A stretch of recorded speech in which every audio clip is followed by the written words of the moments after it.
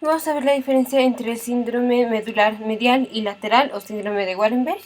Entonces vamos a poner el bulbo raquídeo. Es muchísimo más fácil saber derivarlo que aprendérselo de memoria. Entonces, si sabemos cuáles son las estructuras que están centradas y cuáles son las laterales, va a ser mucho más fácil acordarnos cómo se presenta el paciente con síndrome medular central o lateral. Entonces, aquí tenemos lo más medial, es el núcleo del hipogloso, luego el motor dorsal del vago, luego el núcleo del tracto solitario, aquí está el núcleo vestibular, los pedúnculos cerebelosos inferiores, las fibras descendientes del hipotálamo espinal, que es la vía simpática, y las fibras ascendentes del espinotalámico, ya que se cruzó la vía.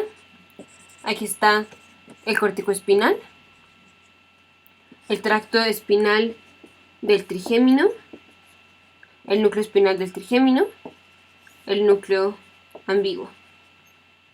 Aquí pedúnculo cerebeloso inferior, núcleo vestibular o coclear y el lemnisco medio.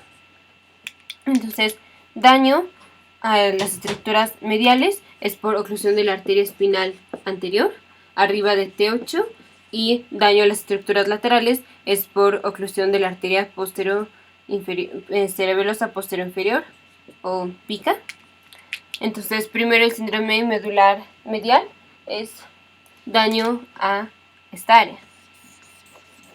Entonces le está pegando al núcleo del hipogloso, al córtico espinal y al lemnisco medio. El daño al lemnisco medio produce disminución en propiocepción y tacto fino contralateral a la lesión.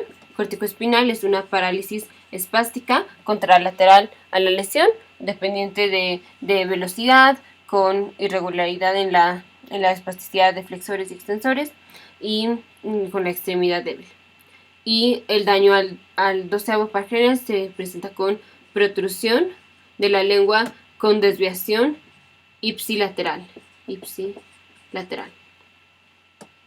Ahora, el paciente con un síndrome medular lateral o síndrome de Wallenberg se presenta con daño a esta área. Toda esta área. Entonces le estamos pegando al núcleo vestibular, que se presenta con un nistagmus vestibular contralateral a la lesión. Y dijimos, si el sistema vestibular derecho está activado, los ojos se van hacia el lado izquierdo. Y si el sistema vestibular derecho está fallando, entonces los ojos ven hacia el lado derecho y rápidamente corrigen viendo hacia el lado izquierdo. Entonces es esta fase rápida la que determina el nistagmus. Entonces es nistagmus contralateral a la lesión. Luego, por el daño a los pedúnculos cerebelosos inferiores, el paciente tiene ataxia cerebelosa ipsilateral, porque la vía cerebelosa se cruza dos veces. Daño al espinotalámico ascendiente es pérdida de dolor y temperatura del lado contralateral a la lesión o de la otra extremidad. Y daño al tracto trigémino espinal es disminución en dolor y temperatura del lado ipsilateral de la cara, porque aquí tenemos en vía de dolor y temperatura para la cara está el ganglio del trigémino. Los axones de la primera neurona descienden por el tracto trigémino espinal hasta el nivel de C2, C4. Entonces aquí son los axones de la primera neurona los que se están dañando.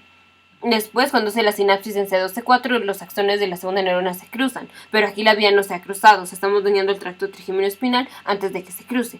Y aquí dolor y temperatura en el tracto espinotalámico ya se cruzó. Aquí estaba el ganglio de la raíz posterior, la neurona hizo sinapsis en la sustancia gelatinosa de Rolando, de aquí se cruza al lado opuesto, asciende formando el tracto espinotalámico y ahí lo cortamos. Bueno, ahí se daña. Entonces es pérdida de dolor y temperatura contralateral a la lesión para el cuerpo y ipsilateral para la cara. Y daño al núcleo del tracto solitario, aquí produce disminución en la sensación, o bueno, en el sabor. Y en el núcleo ambiguo, aquí está el núcleo ambiguo, El paciente tiene la úvula desviada hacia el lado contralateral y el paladar ipsilateral se cae. Y aquí a las fibras hipotálamo-espinales descendientes se presenta con síndrome de Horner, hemianhidrosis, ptosis parcial y miosis.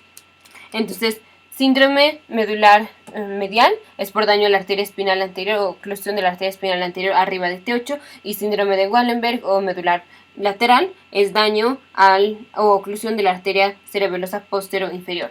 Síndrome medular medial se presenta con daño al 12º par craneal, córtico-espinal y lemnisco medio. Y síndrome de Wallenberg se presenta con nistagmus vestibular contralateral a la lesión, ataxia ipsilateral por los pedúnculos cerebelosos, disminución de dolor y temperatura contralateral para el cuerpo e ipsilateral para la cara, disminución en el sabor, úvula desviada hacia el lado contralateral, dificultad para tragar, el paladar ipsilateral se cae y síndrome de Horner.